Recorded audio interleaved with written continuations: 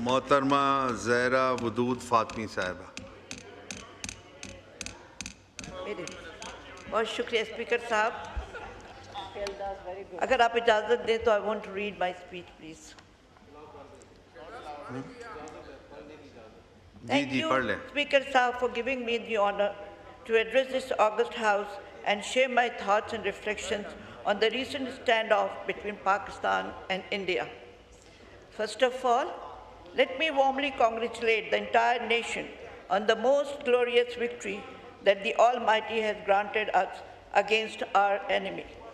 This has shattered the enemy's arrogance, its false sense of superiority, and its most hideous propaganda against Pakistan. The credit for this historic victory goes first, of course, to Allah Almighty, and then to our Prime Minister Mohammad Shahbaz Sharif and Field Marshal Syed Asim Munir, who led the nation with great courage, determination, and calm leadership during these most tense moments. The Prime Minister, Speaker Sahab, please, the Prime Minister's sagacity and profound wisdom has been most instrumental in defeating the enemy on all fronts, military, diplomatic, and narrative. After the sad Pahalgam attack took place, the Prime Minister publicly offered to India an international and independent investigation into the incidents that we had nothing to hide. Regrettably, instead of showing a modicum of majority and accepting this offer made in good faith, the Indian leadership chose the path of aggression and attacked our homeland. War was thrust upon us, and we had no choice but to defend our national sovereignty, territorial integrity, and honor. And the valiant armed forces of Pakistan did resolutely defend our homeland through impressive strategic clarity, operational efficiency, and iron resolve. In a matter of few hours, India suffered immense damages, and a much bigger enemy who took pride in its military superiority was forced to kneel. This exemplary victory, I must say, has changed the course of history as much as it has demonstrated to the world that Pakistan is a powerful country to reckon with. I must here salute our armed forces and all those who laid their lives in defense of our homeland.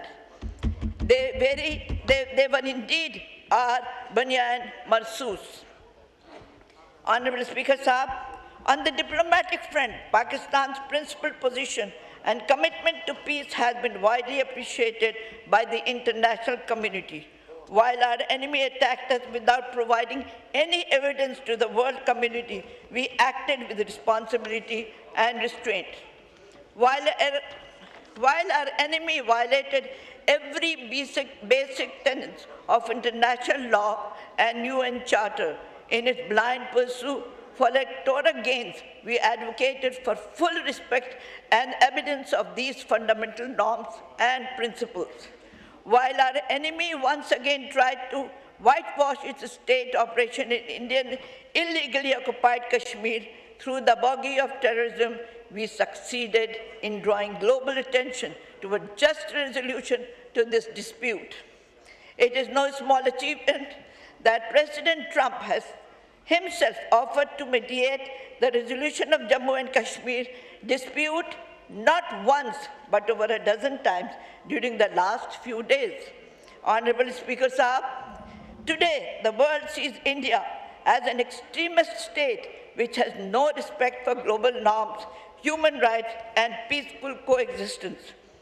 On the other hand, under the most able leadership of the Prime Minister Mohammad Shahbaz Sharif, Pakistan is seen by the international community as a peace-loving country, which believes in dialogue and diplomacy as the best means to peacefully resolve differences.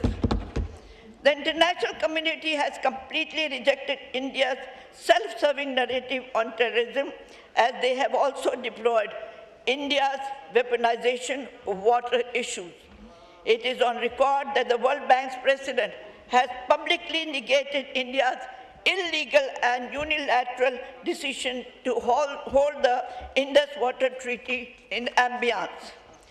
Honourable members and the Speaker Sahib, here I must appreciate the great work done by our parliamentary delegations who have been most instrumental in projecting Pakistan prospect across the world. I myself was the part of Pakistan's delegation dispatched to Russian Federation. I am happy to report this August House that our interactions with a wide array of interlocutors in Moscow had been most productive and fruitful.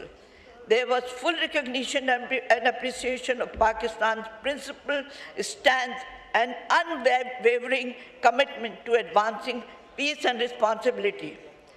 In concluding, I want to say that inshallah, under Prime Minister Shehbaz Sharif's dedicated leadership, Pakistan will continue to progress and scale greater height of development and prosperity.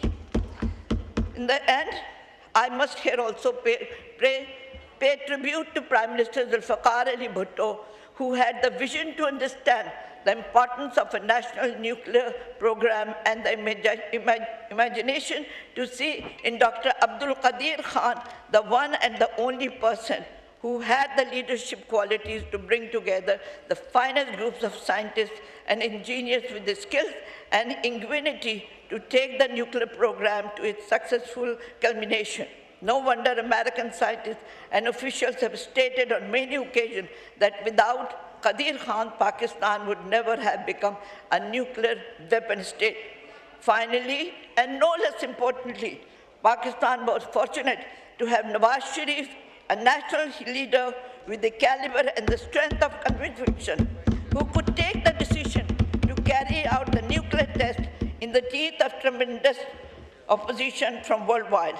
May Allah Almighty continue to help us all in this collective endeavor. Ameen. Thank you. जी शुक्रिया।